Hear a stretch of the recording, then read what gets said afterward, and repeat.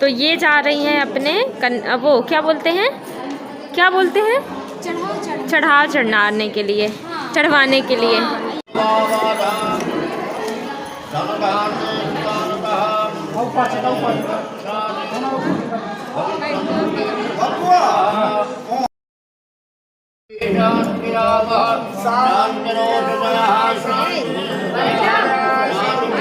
क्या हो रहा है, क्या हो रहा है? कुछ नहीं, शादी देख रहे हैं। हाय गाइस, हमारी अनु दीदी।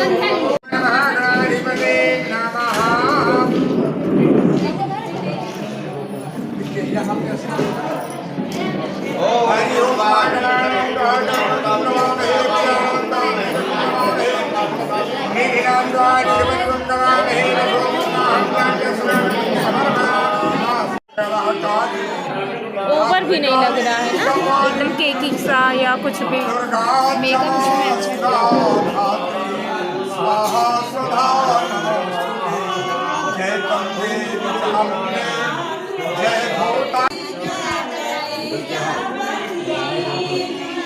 रिमी,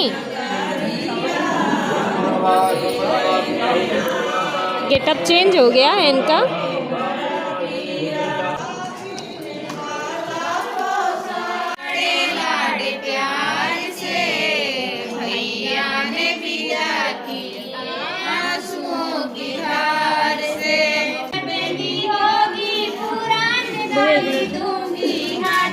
ससुरा साले को मंडप में बांध रखूंगी, ससुरा साले को मंडप में बांध रखूंगी।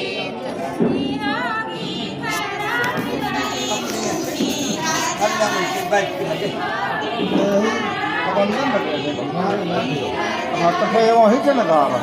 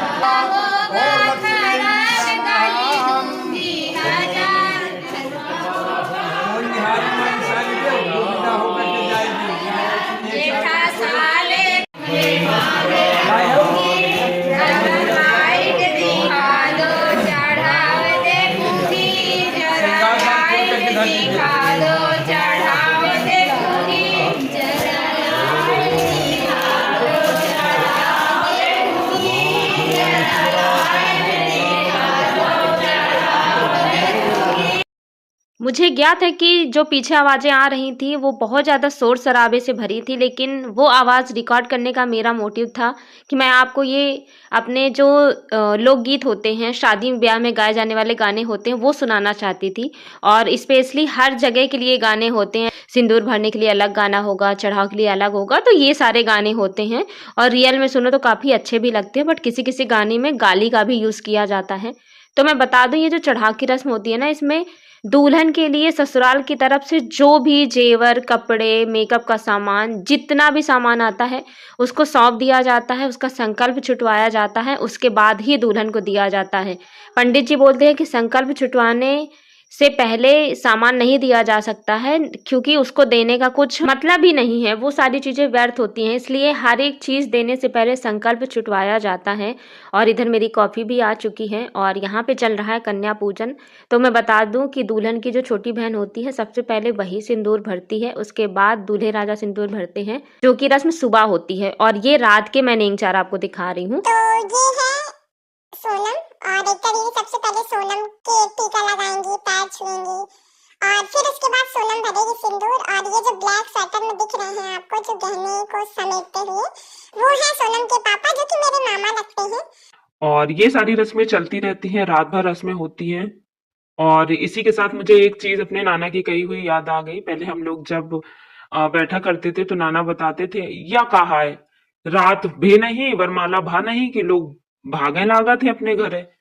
तो उनका कहना था कि वरमाला होते ही लोग अपने घर भगने लगते थे और पहली बारात 2-2 3-3 दिन रुकती थी और इनफैक्ट मेरी मम्मी की शादी जब हुई थी ना तब उनकी बारात भी 2 दिन रुकी थी। तो कितना अच्छा लगता रहा होगा ना वो पूरे 2 दिन जब बारात रहती है और दुल्हन भी घर पे रहती है। कितना अच्छा माहौल होता है। और इसी के साथ एकता दीदी के ससुर जी आ चुके हैं ओली में बतासे और पैसे डालने के लिए। मैं आपको बता दूं इससे पहले जेठ जी ओली में बतासे, पैसे वगैरह, मखाने, ये सारी चीज़ें डालने आते हैं और फिर उसके बाद आते हैं ससुर जी। आपकी जानकारी के लिए बता दूं कि ये रस्म सुबह भी एक बार होती है जिसमें ससुर जी बतासे वगैरह डालते हैं और इस रस्म को बोला जाता है ओली डालने की रस्म, जो कि 2 से 3 बार होती है। और इधर सोनम ने स्टार्ट किया सिंदूर भरना। पहले सोनम को नहीं पता था तो वो नाक से सिंदूर भरना चालू कर दी और हम लोग भी टीवी फोन वगैरह में देखते ही आए हैं ना, नाक से पूरा मांग तक सिंदूर डालने का। फिर पंडित जी ने बताया, अरे बिटिया नाक से सिंदूर नहीं डालना है, सिर्फ मांग में ही सिंदूर भरना है। और मैं बता दूं आपको कि ये बिहारी रिचुअल्स, बिहारी रीति रिवाज होते हैं जिसमें नाक से सिंदूर भरा जाता है। बट हमारे यहाँ हिंदू रीति रिवाज में ऐसा नहीं होता है, बिल्कुल भी नहीं होता है। नाक में बहुत ज़्यादा सिंदूर लग चुका था तो फिर सोनम ने उसको थोड़ा थोड़ा साफ किया और ये सारी रस्में होने के बाद दुल्हन की बहन को कपड़े और पैसे के तौर पे कुछ नेंग दिया जाता है। और मैं बता दूं कि दुल्हन के मम्मी पापा को छोड़ के ना दुल्हन के बहन, भाई, भाभी सबको कहीं ना कहीं नेंग करना होता है और नेंग के तौर पे कपड़े, पैसे, ये सारी चीज़ें मिलती रहती हैं। पिछले मेरे सारे ब्लॉग अपलोड हो चुके हैं, जैसे हल्दी, मेहंदी, शादी और उससे भी पहले प्रदीप भैया की शादी और उससे भी पहले मेरे घर के बहुत सारे बहुत सारे ब्लॉग्स।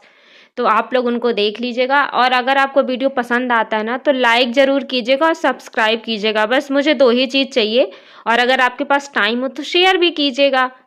तो फाइनली सिंदूर भरने की रस्म हो चुकी है पूरी और इस तरह से एकता दीदी ने कुछ पैर छुए और फिर फ़ोटो वगैरह खिंचवाई। सोनम को बहुत मज़ा आ रहा था ऐसे फ़ोटो शूट करवाने में। और जिनको नहीं पता उनको मैं बता दूं कि जो एकता दीदी है ना वो मेरी मामा की लड़की हैं। और जो भी मेरा अभी इस टाइम पे ब्लॉग देख रहा है उन सब से मेरा हाथ जोड़ के निवेदन है कि आपने अगर पिछले ब्लॉग नहीं देखे ना तो ज़रूर देखिएगा और जो भी मिस्टेक्स आपको मेरे ब्लॉग्स में नज़र आती हैं ना तो प्लीज़ इनको इग्नोर मत करिएगा, मुझे कमेंट के माध्यम से ज़रूर बताइएगा ताकि आगे के ब्लॉग्स में मैं वो सारी मिस्टेक्स ना करूं। और कुछ इस तरह से हमारे हिंदू रीति रिवाज में होती हैं शादियां। और अब एकता दीदी जाएंगी अपने रूम में और होगा एकता दीदी और जीजू का क्लोजअप फोटोशूट, क्योंकि शादी का मुहूर्त निकला जा रहा था तो क्लोजअप फोटोशूट नहीं हो पाया था। जयमाला के बाद इन्होंने खाना खाया और फिर चढ़ाने की रस्म के लिए आ गई। अब आगे की चीजें आपको नेक्स्ट ब्लॉग में दिखेंगी, तब तक के लिए आप लोग वेट कीजिए और इस ब्लॉग को देख के ना लाइक जरूर कर दीजिएगा और सब्सक्राइब कर लीजिएगा चैनल को, ताकि मैं आगे कभी भी ब्लॉग डालूँ ना तो वो ब्लॉग आपसे बिल्कुल भी मिस ना हो। अगर आप मेरे ब्लॉग मिस नहीं करना चाहते हैं ना तो बेल आइकन को जरूर प्रेस कर लें। मिलेंगे अगले ब्लॉग में, तब तक के लिए बाय बाय।